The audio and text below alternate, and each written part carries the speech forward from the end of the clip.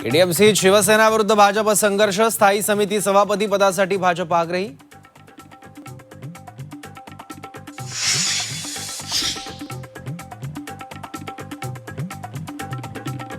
तर शिवसेनेचा स्थायी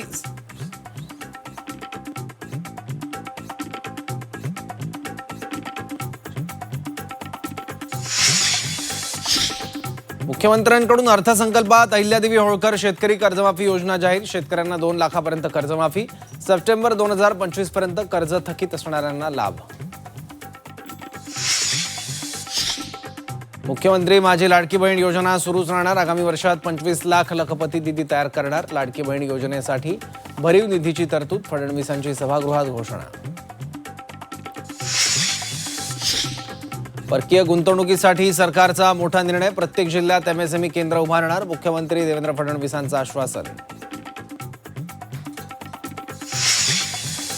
कर्ज काढून फटाके फोडल्यासारखा अर्थसंकल्प, उद्धव ठाकरेंची अर्थसंकल्पावर टीका, तर शेतकऱ्यांसाठी फसवा अर्थसंकल्प असल्याचाही आरोप।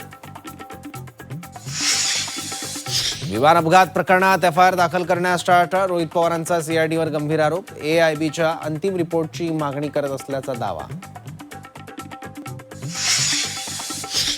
मुंबई गोवा महामार्गावर टोल भरावा लागणार, आठवडाभरात अधिसूचना जारी होणार। 13 वर्षांपासून रखडलेल्या हायवेचं काम पूर्ण होण्याआधीच टोल वसुली। इस्रायलकडून इराणचे तेहरानमधील बंकर उद्ध्वस्त, इस्रायलच्या 50 विमानांकडून जोरदार हल्ला, इस्रायल सैन्याकडून हल्ल्याचा व्हिडिओ जारी। अमेरिका इस्रायल युद्धाचा हळद उत्पादकांना फटका, परदेशी निर्यात थांबवल्यानं हळदीच्या दरात घसरण, सांगलीतील उत्पादक शेतकरी चिंतेत।